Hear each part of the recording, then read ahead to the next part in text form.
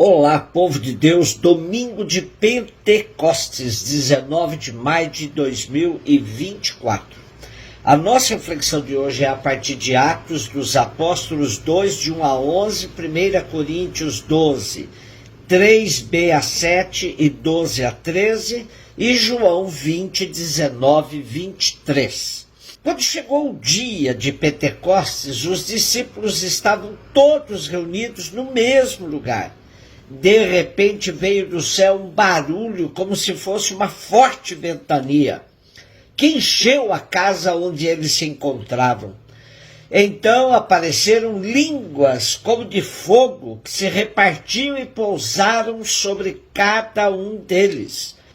Todos ficaram cheios do Espírito Santo e começaram a falar em outras línguas conforme o Espírito os inspirava. Moravam em Jerusalém judeus devotos de todas as nações do mundo. E quando ouviram o barulho, juntou-se a multidão e todos ficaram confusos, pois cada um ouvia os discípulos falar em sua própria língua. Cheios de espanto e de admiração, diziam: esses homens que estão falando não são todos galileus? Como é que nós os escutamos na nossa própria língua? Nós que somos partos, medos e elamitas, habitantes da Mesopotâmia, da Judéia, da Capadócia, do Ponto, da Ásia, da Frígia e da Panfilha, do Egito e da parte da Líbia próxima de Cirene. Também romanos que aqui residem, judeus e prosélitos, cretenses e árabes, todos nós os escutamos anunciarem as maravilhas de Deus na sua própria língua. Nessa primeira leitura, Lucas apresenta o Espírito Santo como a nova lei da comunidade do povo de Deus, que faz com que todos os homens e todas as mulheres sejam capazes de ultrapassar suas diferenças e se comunicar, que une numa mesma comunidade de amor povos de todas as raças e culturas. É a inversão de Babel, onde todos eram da mesma raça e não se entendiam. Por isso podemos dizer que Pentecostes é a festa do ecumenismo, ou seja, onde o Espírito de Deus é derramado sobre toda a humanidade para que se supere as diferenças e busque a unidade. 1 Coríntios 12, 3b a 7, 12, 13. Ninguém pode dizer Jesus é o Senhor a não ser no Espírito Santo. Há diversidade de dons, mas um mesmo é o Espírito. Há diversidade de ministérios, mas um mesmo é o Senhor. Há diferentes atividades, mas um mesmo Deus que realiza todas as coisas em todos. A cada um é dada a manifestação do Espírito em vista do bem comum. Como o corpo é um, embora tenha muitos membros, e como todos os membros do corpo, embora sejam muitos, formam um só corpo, assim também acontece com Cristo. De fato, todos nós, judeus ou gregos, escravos ou livres, fomos batizados no único Espírito para formarmos um único corpo e todos nós bebemos de um único Espírito. É o Espírito que concede os dons que enriquecem a comunidade e que fomentam a unidade de todos os membros. Por isso, esses dons não podem ser usados para benefício pessoal, mas devem ser postos ao serviço de todos. A tradição da Igreja atribuiu ao Espírito 7 dons, pois o número 7 na Bíblia significa plenitude. Portanto, não apenas 7 dons que o Espírito dá aos cristãos, mas a plenitude dos dons, capacitando-nos ao seguimento de Jesus. João 20, 19 e 23. Ao anoitecer daquele dia, o primeiro da semana, estando fechadas por medo dos judeus, às portas do lugar onde os discípulos se encontravam, Jesus entrou e, pondo-se no meio deles, disse: "A paz esteja convosco." Depois destas palavras, mostrou-lhes as mãos e o lado, e então os discípulos se alegraram por verem o Senhor. Novamente Jesus disse: "A paz esteja convosco. Como o Pai me enviou, também eu vos envio." E depois de ter dito isto, soprou sobre eles e disse: "Recebei o Espírito Santo. A quem perdoardes os pecados, eles lhes serão perdoados. A quem não os perdoardes, eles lhes serão retidos."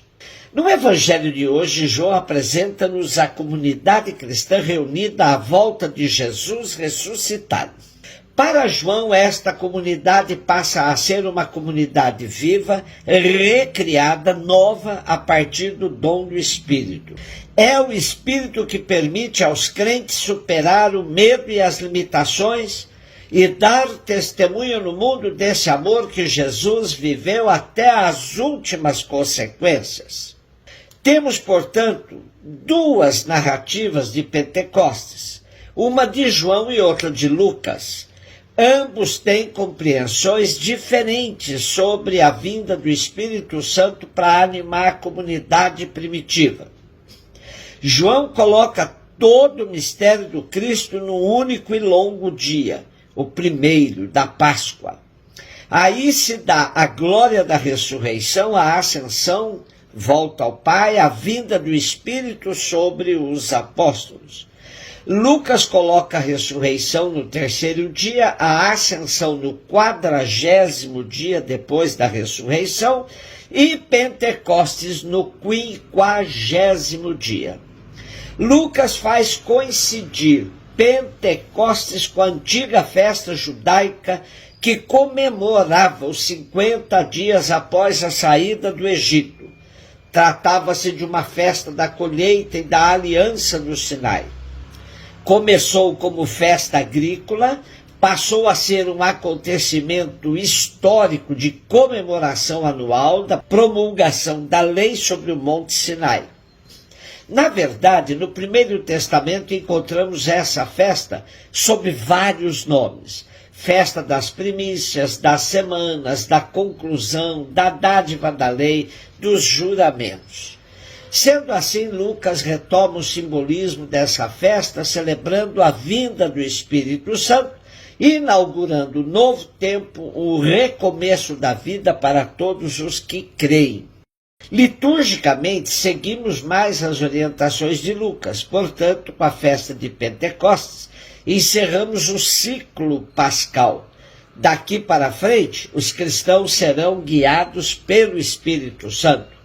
O próprio Cristo afirmou que o defensor, o Espírito Santo, que o Pai enviará em meu nome, ele vos ensinará tudo e vos recordará tudo o que eu vos tenho dito. E mais, quando vier o Espírito da verdade, ele vos conduzirá à verdade, pois não falará por si mesmo, mas dirá tudo o que tiver ouvido. Sendo assim, o Espírito Santo é o próprio Espírito de Jesus. O que o Espírito Santo esclarece é tudo o que Jesus fez e falou. Portanto, viver segundo o Espírito é viver no seguimento de Jesus. Pentecostes é um dos atos fundantes da Igreja de Jesus Cristo. Há quem goste de chamar a festa de Pentecostes como a festa do nascimento da Igreja. Mas é melhor dizermos que Pentecostes é um dos atos fundantes da Igreja, ao lado de outros, como da última ceia, Eucaristia, o lava-pés, a Páscoa.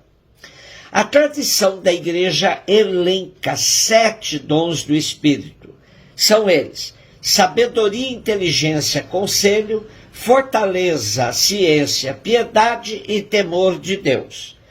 Também se costuma falar dos frutos do Espírito Santo. São eles amor, alegria, paz, paciência, benignidade, longanimidade, benevolência, humildade, fidelidade, modéstia, continência e castidade.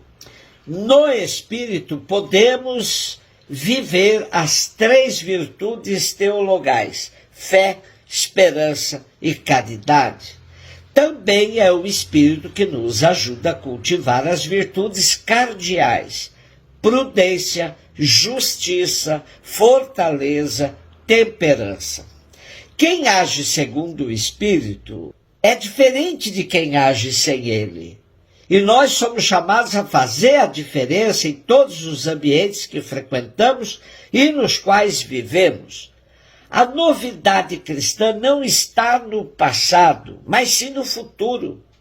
Com o Espírito, a igreja e o mundo inteiro gritam com todo o seu ser: vem, Senhor Jesus.